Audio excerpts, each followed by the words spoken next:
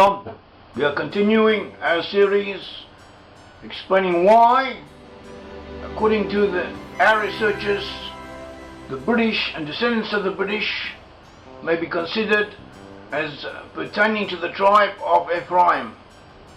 We remember that Joseph had two sons, Ephraim and Manasseh. Manasseh was the firstborn, Ephraim was the younger. Nevertheless, the greater blessing may be considered to have been given to Ephraim. As we have seen, and we shall once again look at this blessing, that was the blessing of Jacob to the sons of Joseph. Jacob is also known as Israel. Jacob gave birth to 12 sons. These 12 sons became heads of the tribes of Israel. Joseph was one of his sons.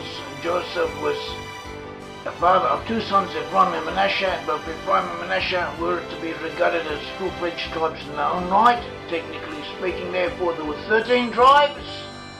But nevertheless, the Bible, Scripture, for its own reasons, as we have explained elsewhere, always maintains a quorum of 12 tribes. Now, we are considering the tribes of Joseph, Ephraim and Manasseh. They came out of the 10 tribes of Israel. These 10 tribes of Israel had belonged to the northern kingdom of Israel. The northern kingdom of Israel was that section of the Israelite nation that is split apart from the tribe of Joseph, from the house of David. They set up their own kingdom, known as the kingdom of Israel, as distinct from the house of Judah in the south.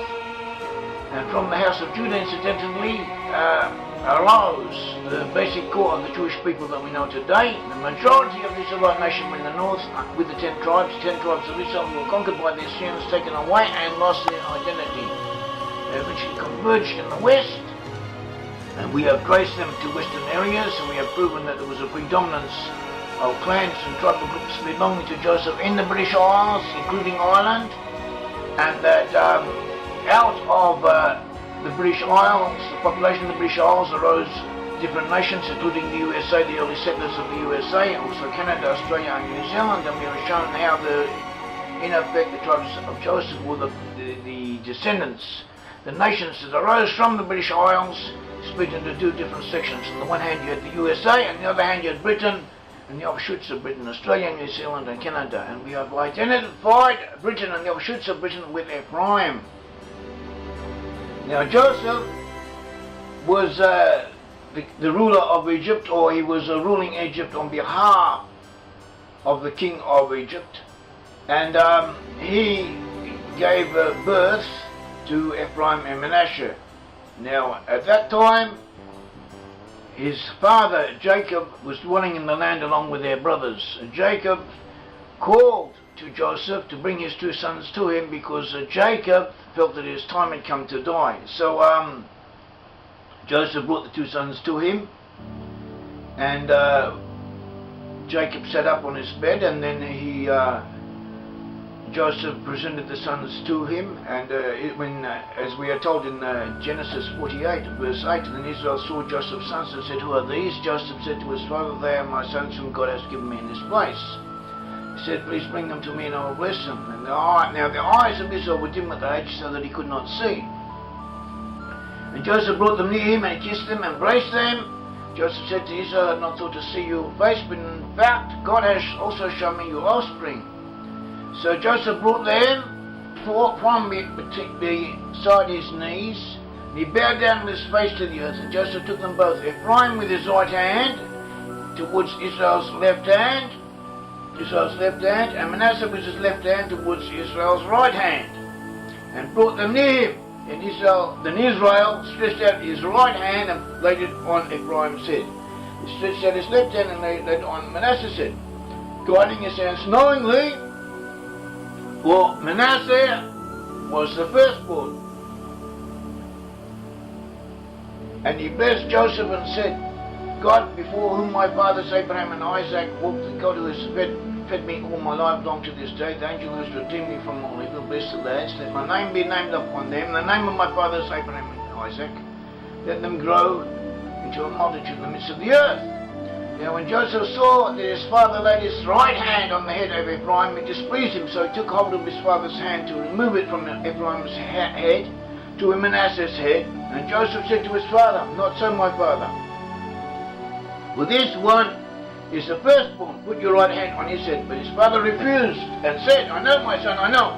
He also, meaning Ephraim, meaning Manasseh, he also shall be great. He also shall be great. He also shall become a people, and he also shall become great. But truly his younger brother shall be greater than he, and his descendants shall become a multitude of nations." So we see here that he refers to Ephraim as his younger brother. His younger brother.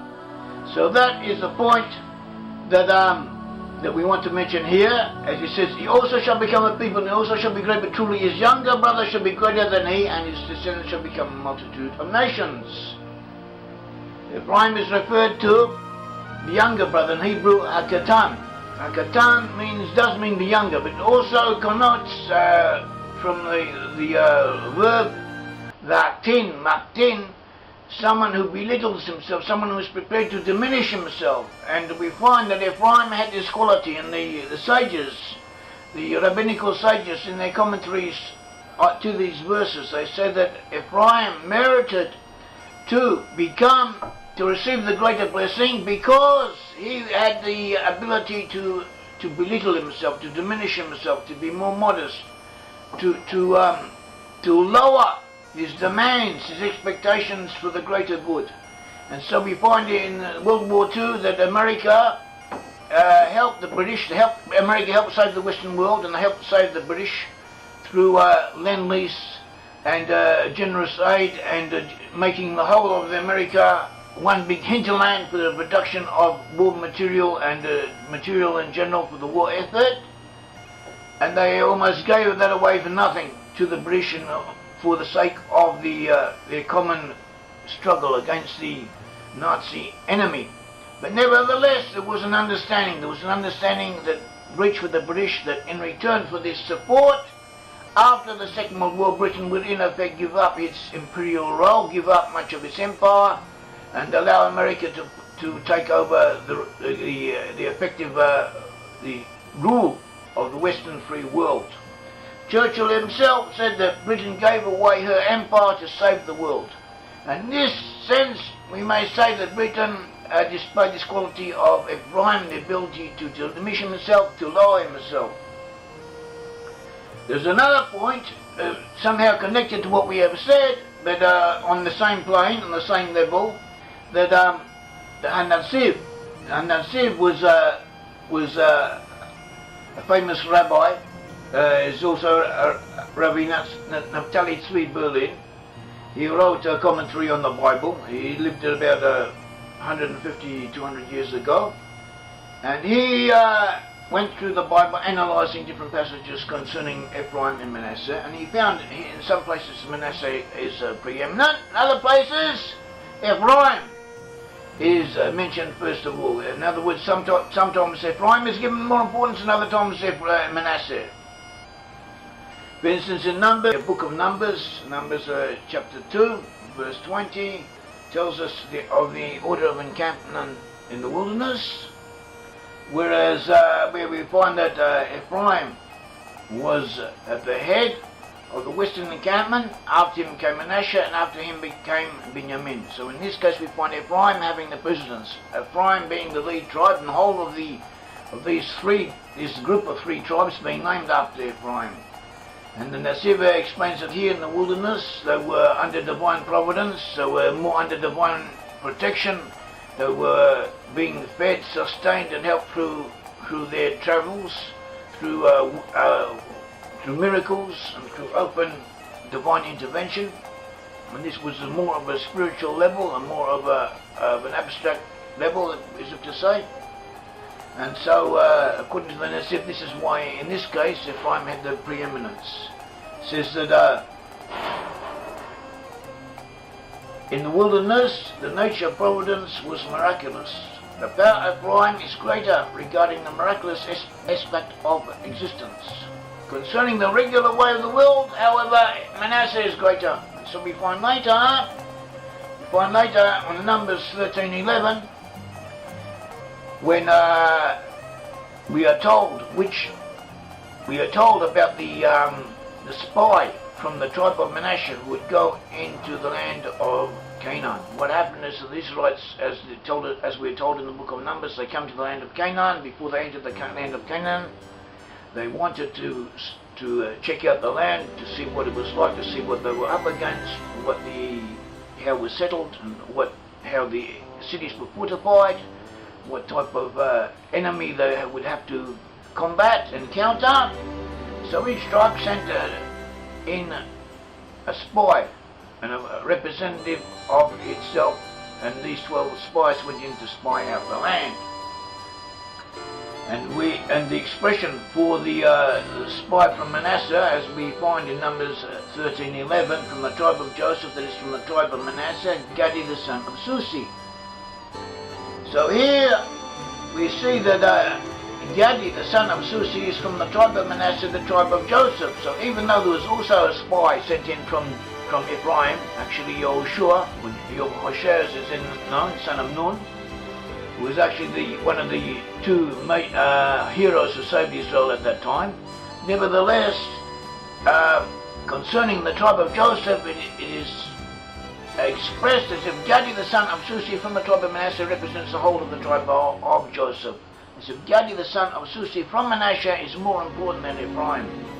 And the Nasiv tells us that since now they needed to act according to the rules of nature, the main emphasis was on Manasseh. The ways of the world, Manasseh is more important. We find in other respects, also in the biblical accounts that later on, the tribe of Manasseh was just as important as that of Ephraim, if not more so. When making a comparison between the USA and Britain and their offshoots, that relatively speaking, America has been the preeminent party. America has had the wealth, America has had the production. In 1945, or just after 1945, 50% of the entire world production of the gross national product, of the gross domestic product of the world, was produced by the USA. The USA has fulfilled the task of Manasseh according to this analysis of the Nasiv. The Manasseh in material matters, in physical matters, Manasseh would have the preeminence, Manasseh would be predominant, whereas the preeminence of Ephraim, the coming first of Ephraim would be more pertinent to spiritual things, to abstract concepts. And in effect, this is the role that the British did play. The British have played the role of Ephraim because they, on the whole, are Ephraim, and so are their offshoots. We are not saying that physically all of Ephraim is in Britain and the offshoots of Britain. We are of the opinion that a good portion of Ephraim are in effect in the USA. They are inhabitants of the USA, but even so, the spiritual, the national characteristics are determined by Manasseh.